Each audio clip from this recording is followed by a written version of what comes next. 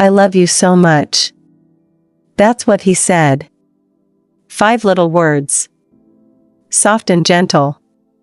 But they sliced through me like glass. It wasn't the words themselves that hurt me.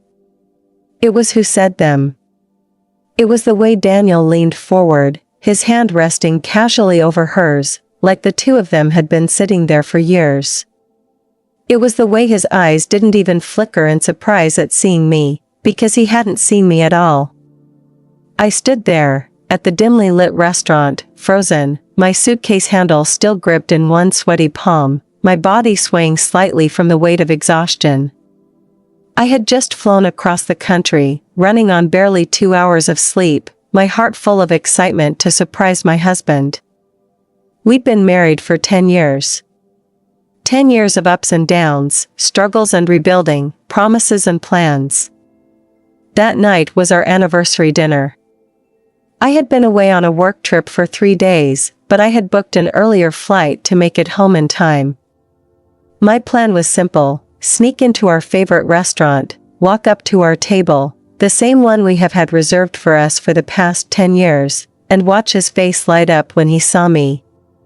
But his face didn't light up. It didn't even twitch. I was looking at Daniel, my Daniel, and yet, he wasn't mine in that moment. He was hers.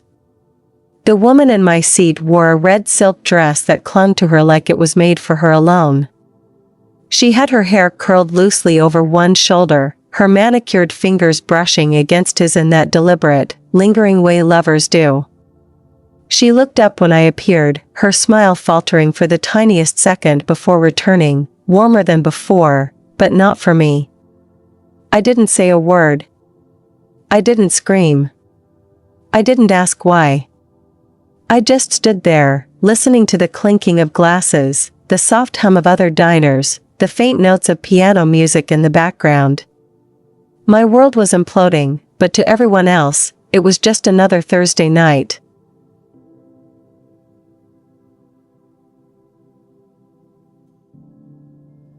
My name is Laura Bennett, and until that night, I believed I had the kind of marriage people envied.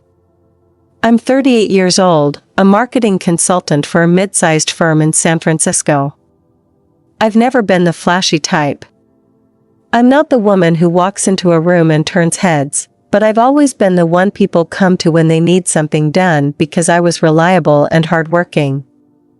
Daniel and I met when I was 25.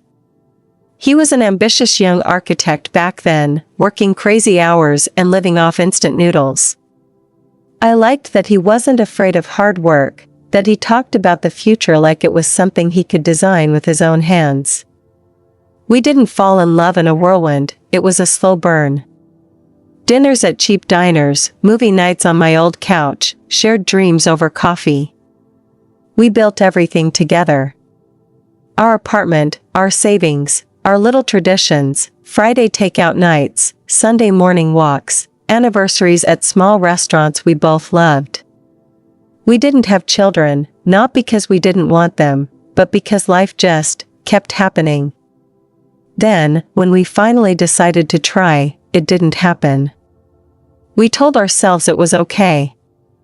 We still had each other. Or so I thought.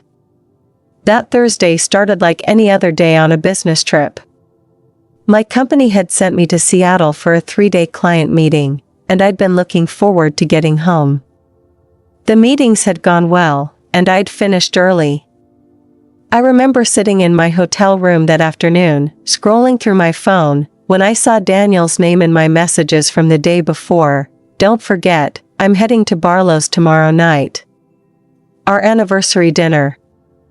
Wish you were here. Barlow's was our place. We'd been going there every anniversary since our first year of marriage. It wasn't fancy, but it had a charm, dim lighting, polished wood tables, a menu that never changed because it didn't need to. The idea of him sitting there alone made my heart ache. That's when the thought struck me, I could be there. It was impulsive, and I'm not usually impulsive. But I booked an earlier flight, shoved my things into my suitcase, and headed to the airport. I kept smiling to myself, picturing his face when he saw me walk in. We'd laugh, toast to another year, and have the best evening. By the time my taxi pulled up to Barlow's, I was buzzing with anticipation. I wheeled my suitcase behind me. The hostess recognized me instantly, but she had a look on her face. It wasn't warm, it wasn't cold. I had been at the Barlow's so much that I could locate our table in the dimly lit restaurant with my eyes closed. Just a few tables away, that was when I saw him, Daniel. Not sitting alone. He was leaning forward, smiling at her, the woman in the red dress. Sitting in my seat. My table. My anniversary. I didn't know her name yet. I didn't know how long she had been in his life, or what lies he had told her about me. All I knew was that the moment I walked in, my perfect surprise had turned into the beginning of something else entirely. Something darker. Because betrayal changes you. And in that split second, I felt the first shift. I didn't storm out. I didn't throw a drink in his face or scream his name for the whole restaurant to hear. That's what people expect from a woman who's just found her husband with another woman. No. I walked away like I'd simply gotten the wrong table. The truth was, my legs felt like they were made of glass, one wrong move, and I'd shatter right there on the polished hardwood floor. I turned slowly, gripping the handle of my suitcase so tightly my knuckles ached. The sound of their laughter floated behind me as I passed the bar, the clink of wine glasses punctuating every step I took toward the door. Outside, the night was cool. The street smelled faintly of rain, though the sidewalks were dry. I paused just beyond the restaurant's awning, my chest rising and falling in uneven bursts. My taxi driver had already left. For a moment, I just stood there, not knowing where to go. Home felt too close, too shared. I started walking. My heels clicked against the pavement, each sound sharp in the quiet street. My mind replayed the scene over and over, the way Daniel leaned toward her, his hand over hers. The subtle possessiveness in his voice when he told her he loves her so much. I could have gone back in. I could have caused a scene, demanded answers, ripped the evening apart in front of him. But I didn't. And here's the thing, not reacting was my first weapon. By the time I reached the corner, my tears had started. Not loud sobs, just hot, steady streams running down my cheeks. I flagged down a cab and told the driver my address in a voice so small I barely recognized it. When I walked into our apartment, everything looked exactly the same. The throw blanket folded neatly over the couch. The stack of unopened mail by the door. The framed photo of us from our 5th anniversary, smiling with the Golden Gate Bridge behind us. I set my suitcase down in the hallway and just stood there. The silence felt heavy, like the walls themselves knew what I had just seen. I didn't sleep that night. I lay in bed, staring at the ceiling, my mind chasing itself in circles. The image of the other woman's hand in his, the softness in his voice, it all burned into me. And somewhere between midnight and dawn, the grief started to change shape. It wasn't just hurt anymore. It wasn't just confusion. It was a resolve. If Daniel could sit in our anniversary spot, holding another woman's hand like I didn't exist, then he had already ended our marriage in his heart. That meant I was free to decide how the story ended. And I had no intention of letting him walk away clean. The next morning, I made coffee like nothing had happened. Daniel didn't come home that night. He came home a little after 7, wearing the same shirt he'd worn the night before. He smelled faintly of cologne and wine. I was sitting at the kitchen island, scrolling through my phone, pretending to be half asleep. "Hey," he said, surprised, "when did you get back?" I looked up, forced a small smile, and went to him for a hug. "This morning. I wanted to surprise you." "And I am surprised," he said, enveloping me in a hug. We had small talk about my work meetings and trip before he headed up to freshen up. I didn't want to ask him questions. Not a word about Barlow's. Not a single mention of our anniversary. It was like the date meant nothing to him. And maybe it didn't. But his silence told me something important. He thought I didn't know. That was good. I wanted him to keep thinking that. For the rest of that week, I played my part. I asked about his projects. I cooked dinner. I laughed when he told me stories. But inside, I was rewinding the scene at Barlow's over and over. By Friday, I'd made my decision. If I was going to do this, I needed proof. Solid, undeniable evidence. The first step was research. I started small, checking his phone when he was in the shower. He'd gotten more careful, no saved messages, no suspicious call logs. But I knew Daniel. He was methodical. If he was hiding something, it wouldn't be in plain sight. The second step was external. I reached out to an old acquaintance, someone who owed me a favor. His name was Caleb, a private investigator I'd met years ago while working on a marketing campaign for a law firm. Caleb wasn't cheap, but he was discreet. We met at a quiet coffee shop downtown. I told him only what he needed to know. "I think my husband is cheating. I need confirmation. Photos, names, timelines. Everything." Caleb didn't flinch. "You'll have it within 2 weeks." While Caleb worked, I played the role of the doting wife. I smiled at Daniel over dinner. I kissed him goodnight. I even asked if he wanted to do something special that weekend, as though nothing was wrong. Inside, I was counting days. 10 days later, Caleb called. "Got what you asked for," he said. "You might want to sit down before you open this." He handed me a manila envelope. Inside were photos of Daniel and the woman in the red dress. Her name was Angela Hart, at restaurants, leaving hotels, walking hand in hand down streets I didn't recognize. There were receipts, too. Expensive gifts. Trips. Dates that lined up perfectly with the times Daniel had claimed to be working late. But the photos weren't the worst part.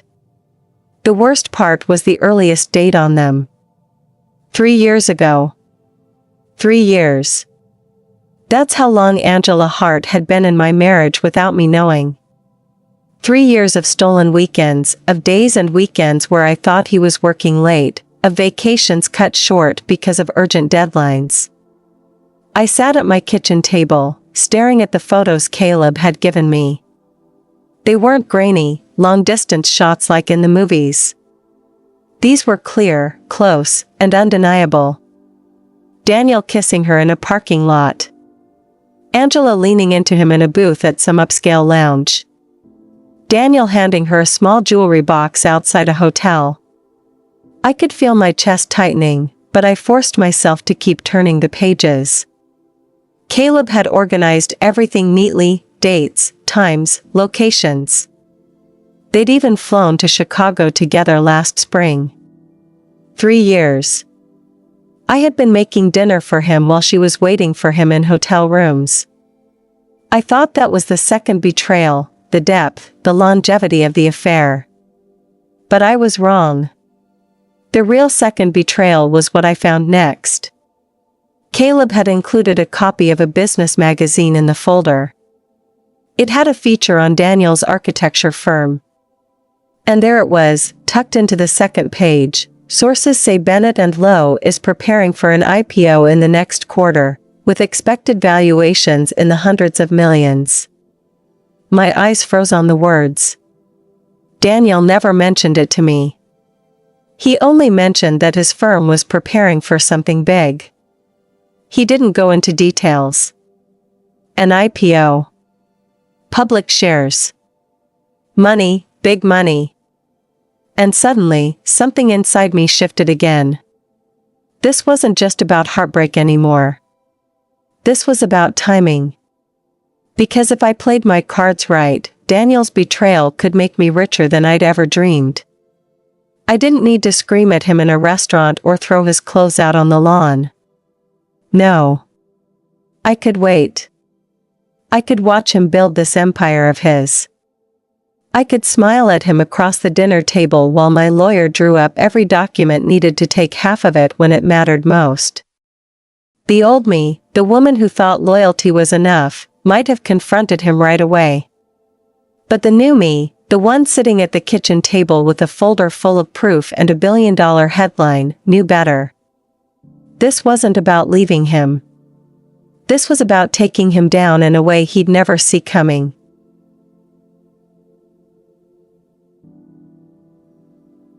After seeing everything, the first thing I did was practice my face. In the bathroom mirror, over the sink where we'd brushed our teeth side by side for more than a decade, I taught myself how to smile like nothing was wrong. How to nod when he spoke, how to laugh at his jokes without my eyes betraying me. It wasn't easy. Every time Daniel's phone buzzed, I wondered if it was her. Every late meeting, every unexplained absence, I wanted to say, I know. But I didn't. Because knowing wasn't my weapon. Timing was. I made a list, not a dramatic pros and cons list like in the movies, but a meticulous timeline of events, key dates, and opportunities. Caleb's folder stayed hidden in my office drawer, somewhere Daniel would never look at, even if he suspected something. My next move was finding a lawyer, not just any lawyer, but someone who specialized in high-asset divorces. A discreet search led me to Helen Markham, a woman in her early 50s with a sharp bob and sharper eyes. Our first meeting was in a quiet corner booth of a cafe across town. I slid the folder across the table without saying much. She flipped through it, her expression unreadable. "You have him," she said finally. "The question is, when do you want to move?" I told her about the IPO. Her eyes lit up slightly, the way a hunter might react to spotting fresh tracks. "Then you don't want to move until it's filed," she said. "Once the valuation is locked in, your settlement will be worth far more. But until then, you have to keep this act up. Can you do that?" I didn't hesitate. "Yes," I replied. Again, I went home and continued being the perfect wife. I packed his lunches. I listened to his work stories. I even suggested a weekend getaway, which he declined, claiming the big thing at work kept him too busy. I knew better. Every night, I'd sit alone after he went to bed, reviewing Helen's notes, making small adjustments to the plan. The key was precision. The moment the IPO went public, we'd file. The world would know his worth, and half of it would be mine. The days turned into weeks.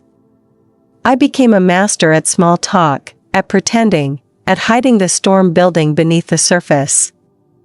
And through it all, Daniel had no idea that the woman making him breakfast every morning was also plotting the most devastating blow of his life.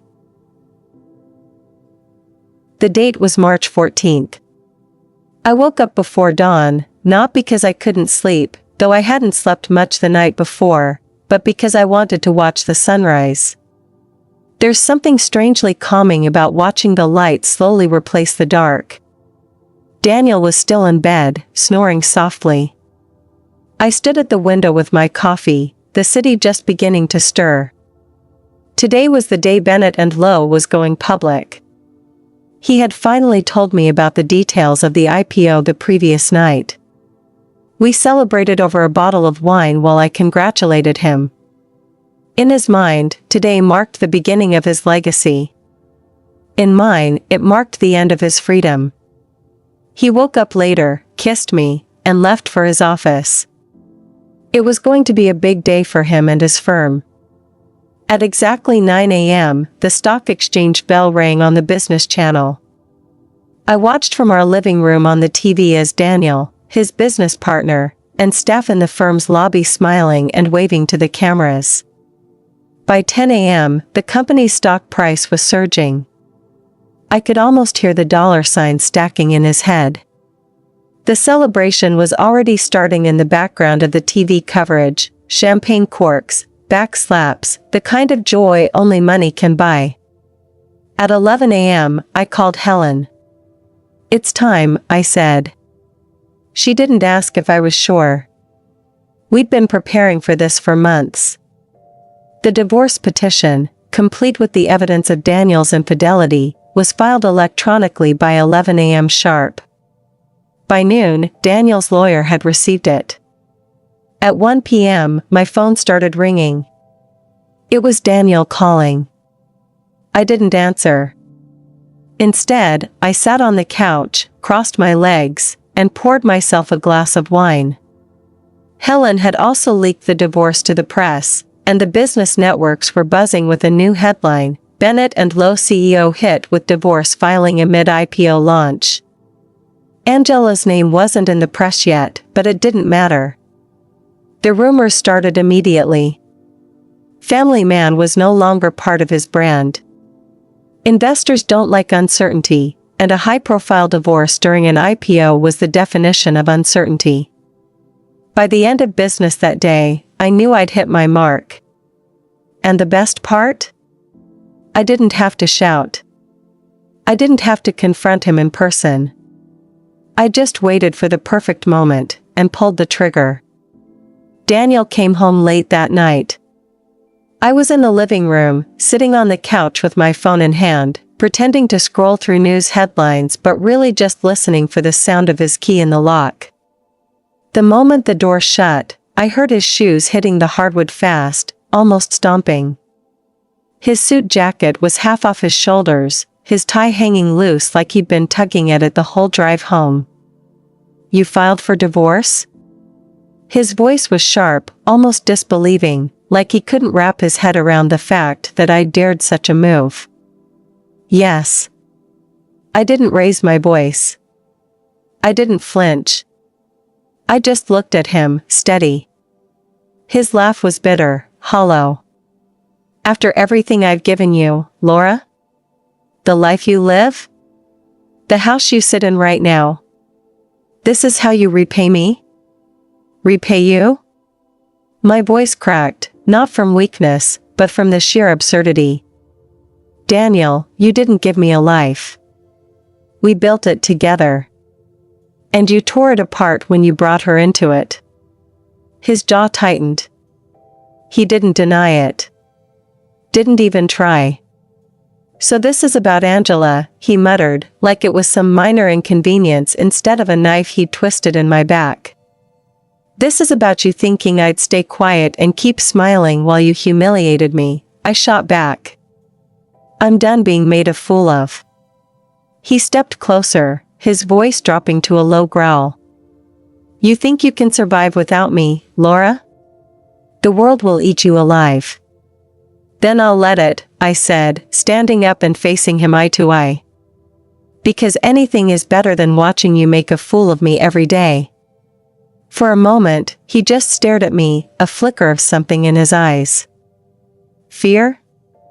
Realization? Maybe both. But he covered it with a smirk that didn't quite reach his eyes. "You're making the biggest mistake of your life." I didn't respond. I just reached for the suitcase that had been waiting by the couch the whole day, picked it up, and walked past him. His cologne was sharp in the air, familiar but suddenly foreign. I didn't look back. 2 weeks later, we were in court. The first hearing was a media circus. By then, Angela's name had leaked, courtesy of a mysterious source that I will neither confirm nor deny was Helen. The tabloids had a field day. That day, Daniel walked in with his expensive lawyer and that stiff, forced smile he used whenever he thought he was still in control.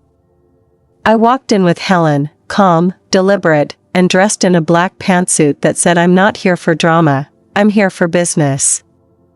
The judge was a no-nonsense woman in her 60s.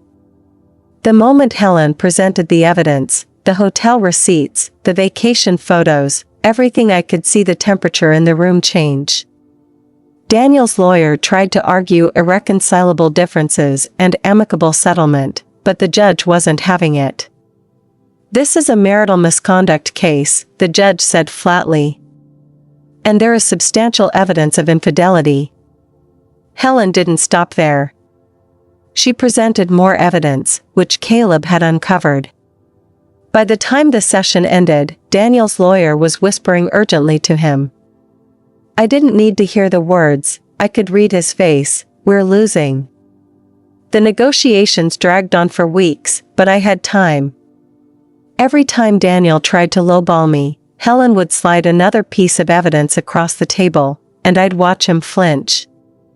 In the end, the settlement was brutal. I got half of everything: the house, the vacation property in the Hamptons, a significant chunk of his company shares, and full ownership of the lake house, the one he'd always claimed as his sanctuary. When the judge finalized it, I didn't smile. I didn't gloat. I simply picked up my bag, thanked the judge, and walked out with Helen. Daniel had always believed his reputation was bulletproof. For years, he walked into our home with that air of invincibility, as if he were untouchable. But the thing about reputations is, they're fragile. All it takes is one crack, and the whole thing collapses. And I was the crack. By the time the divorce settlement was finalized, the story had spread far beyond our city.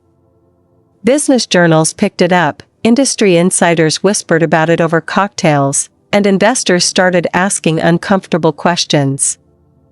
The company's image was bleeding, and Daniel couldn't stop it. He was asked to step down temporarily to let the scandal die down. We both knew temporarily was just corporate speak for "you're finished." I didn't go to watch his fall in person, that would have been too obvious. Instead, I sat in my lake house, sipping tea, watching his press conference on TV. His hair looked grayer, his suit looser. The man who once told me I wouldn't survive without him now looked like he was barely surviving himself. And the best part? I didn't raise my voice, break a law, or even lose my dignity. I simply took a quiet revenge and allowed the truth to do its work. In the weeks that followed, Daniel's face disappeared from magazine covers and business panels. His company limped along without him, but he was never invited back. Angela vanished. Her social media handles were quietly deleted. As for me, I poured my energy into rebuilding my life, my way. I took a trip to the coast, just to watch the sunset without rushing back home to make dinner for someone who didn't value me. I started painting again, filling my apartment with colors. I laughed more, slept better, and finally learned that peace isn't something someone else can give you, it's something you choose to take back. The end.